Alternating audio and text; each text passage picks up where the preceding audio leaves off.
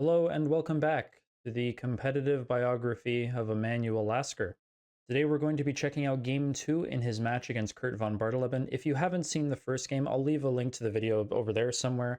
You'll want to look at the details for the match and all of that. Otherwise, there is really nothing else to talk about, so I would like to get into the game right away. Emanuel Lasker with the white pieces in this game begins with e4, and von Bardeleben goes in a completely different direction as in the first game with g6. d4, bishop to g7, Lasker opts to play f4, and von Bardeleben plays the move c5. This begins what's known as the pterodactyl defense. As far as I can see, von Bardeleben was actually the first person to ever play this move, so there you go. Lasker takes the pawn on c5, queen to a5 with check, bishop to d2, and queen captures on c5. Now this is an interesting position. The pawn on b2 is currently hanging, and so Lasker has to find a way to deal with that. And he also has to deal with the slightly longer term issue of the queen being very well placed, stopping him from castling. The move Lasker decides to go with is the very direct option of bishop to c3. Knight to c3 also makes a lot of sense, though you have to find a couple of slightly more specific moves. For example, on knight to f6, you want to play the move queen to f3 here. You want to be defending this pawn with something other than the knight, as you want something to be stopping the b pawn from hanging. And after d6, you have to play the move h3 here as white. You don't want to be allowing any bishop to g4 nonsense. And after castles, castling long is certainly an option here as white, though there's another development scheme that you can play with bishop to d3, knight to g to e2, and so on. This is certainly a game for white. But Lasker opts to play bishop to c3 instead, and on knight to f6, he shows that he wants to trade queens here by playing queen to d4. Now, queen captures on d4 is perfectly fine for black, and in fact it has been played before. After bishop captures on d4, black gets some very easy tempo with knight to c6. Now, the best move here, which hasn't been played, is bishop captures on f6. It's still pretty miserable for white, as after bishop captures on f6, e5 does temporarily keep the bishop at bay, though after, let's say, knight to c3, black is just going to immediately break with d6. This bishop is now free, this bishop will eventually get free, and black will have absolutely no problems in this game. As for games that did reach this position, bishop to c3 has been seen before, but black was able to go immediately on the attack, starting with an e5 thrust, and after bishop to d3, d5 was played. This was played in the game between Fike Alexerov and Evgeny Miroshnichenko from 2010. Miro, as black, did go on to win this game. However, von Bardeleben, perhaps feeling quite optimistic with his position, decided to keep the queens on the board and put his on c7. This is a novelty, and so it's as of move 7 that the players are playing a unique game. Lasker continues with e5, and before moving the knight, von Bardeleben first plays knight to c6. The queen gets kicked down to d3, and then he slides it over to h5. Knight to e2 defends the f-pawn, and now von Bardeleben plays a move that I am not a huge fan of, but contemporary analysts were, and that is f5. Now this was considered necessary, as Lasker indeed did threaten to play g4 and trap the knight. But surely this can't be a good move in itself, as now this e-pawn is so much more secure. If you're so concerned with dealing with the g4 thrust, d6 is another option for this, though the position is quickly simplified and perhaps in a way that von Bardeleben is not a fan of. E captures d6, queen captures d6, queen captures d6, e captures d6, bishop g7, knight to g7, and now let's say knight b c3, bishop e6, and both players can long castle. White perhaps has a slight edge in this position due to the slightly better pawn structure with this weakness on d6, but it's not really anything to write home about, and I would say that black is perhaps not fully equalized, but I don't think that there's anything to complain about in the long term. However, after f5, this is a very long-term problem, as this pawn is now much more secure, and this bishop is going to have a hard time getting into the game. Lasker continued with knight to d2, and von Bardeleben castled kingside. We have g3, b6, bishop to g2, and bishop to b7. And now Lasker decides to castle kingside himself.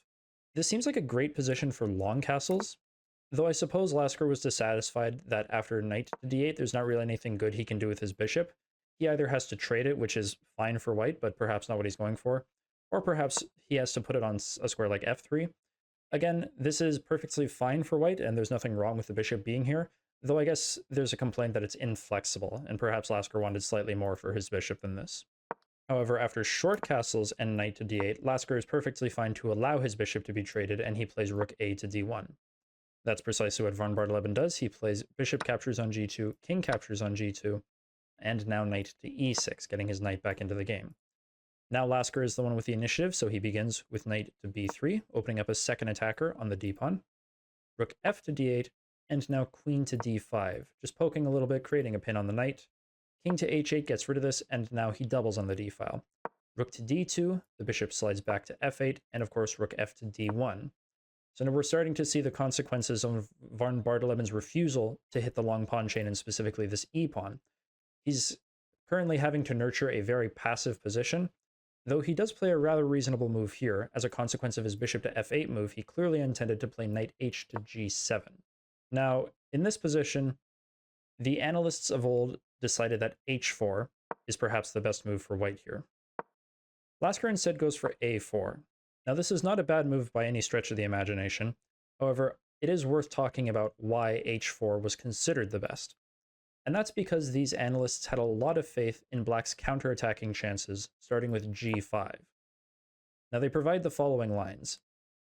If white continues with a5, very strong threat on the queen side, then after g captures f4, g captures f4, knight to h5. Very straightforward, coming with an attack on the f-pawn, and if king to f3, bishop to h6, and black does have some sort of initiative on the king side. Alternatively, if f captures on g5, we see the utility of putting this knight on g7, as now knight captures on g5 is an option. If this diagonal were still open, e6 would be very strong for white. Now h4 here would be a mistake for white, as after e6 the queen goes back, let's say to d3, and queen to b7 with check. The white king is the one getting open, and suddenly white has to worry about their king getting just blown off the board. So you can play an improving move here with king to f2, this is what they give. However, again, after e6, this time they send the queen back to g2, and now the move they give is d6. This weakness on the d-file is about to be liquidated, this bishop is about to get back into the game, and suddenly black is playing chess once again. However, von Bardeleben did not play g5 and go on the counterattack. He instead tried to stay completely solid with a6, and now Lasker does indeed play h4. The potential kingside action is stopped, and now von Bardeleben's game is more or less permanently miserable. Here, von Bardeleben has a change of heart and decides to trade queens now with queen to c6, and unfortunately, even the best case scenario is just not great for black here. Let's say they get everything they want, and we trade off literally everything. Queen c6, dc6, let's trade everything on d8, rook d8, knight to d8, but now a5 comes for white. If you don't take it, if you play something like b5, the c5 square opens for the knight, and this is bad, so you might as well take the pawn. And after bishop captures on a5, wherever the knight goes, let's put it on b7. White's going to play bishop to b6. These queenside pawns are both isolated and defenseless. White will pick up one or quite possibly both of them, and these queenside pawns should easily decide the game. However, Lasker is not really in a rush. He decides to play a5. And now, again, you can trade queens here, but then you're going to have a lot of trouble defending the d-pawn as black. So von Bardeleben plays b5. Lasker plays bishop to b4. And after queen to c4, again, trading queens is never going to be objectively bad for white. Although I guess Lasker, for the remainder of this game, has something of a philosophy that he's not going to trade queens unless completely coerced. And thus, he simply keeps his bishop protected with the move c3. Okay, rook a to c8 from Curt von Bardeleben. And now this knight is probably the last one that's not really doing all that much. c5 would have been a good square for it. However, the rook and knight very nicely double team that square, the queen as well. So he decides to put it back to a1 and reposition it this way. This queen gets moved back to c6, and now knight to c2. Von Bardeleben goes on a little bit of a knight remaneuver himself. We have knight to e8, and after knight to e3, knight 8 to c7. Now white has two options for what they want to do with this queen. They can either trade queens on c6 or go back to f3, and of course Lasker by now, you should realize, did the latter. Now here von Bardeleben decides that he is going to be the one to trade queens at long last and plays queen captures on f3. This, again, is given as a blunder by the contemporary analysts, but really, von Bardeleben doesn't have any appealing choices. The engine's choice here for the best move is king to g8, but at minimum, white is able to take here on d7, and now you have to retake with the queen. The queen's defender has been lost, so queen captures on d7, rook captures d7, rook captures d7, and now white has access to a very nice shot, knight to d4. Queen to c6 is suddenly a huge threat, so knight captures on d4 should be played, c captures on d4, and yes, this pawn is hanging. If black decides to take it with rook captures on d4, then white gets queen to b7. the rook is attacked, and you can't move it as you need to defend the knight, so rook d back to d8, but now white can start their assault with h5. Black's pieces are all sitting here incredibly passive, and white should be able to cook up quite the attack in the coming moves. I would be very scared to face this as black. So rather than subject himself to that sort of attack, von Bardeleben decided to play queen captures on f3, Lasker retook, king captures on f3, and now simply king to g7. Nothing can be done to save the d-pawn. No other piece can defend this thing, and even with d6, we just have to count the attackers. ed6, ed6, bishop d6, bishop d6, rook d6, and rook d6. White wins the pawn, probably the game. So with nothing to be done, von Bardeleben decides that he's simply going to go down a pawn, but activate his king. So Lasker certainly has no complaints about winning a pawn. He plays rook captures on d7, king to f7, and once more we trade everything on d8. Rook d8, rook d8, rook d8, and knight d8. Lasker has an extra pawn and the ability to infiltrate on the queen side right away, which is a very important asset he has and he makes use of right away. Bishop to c5.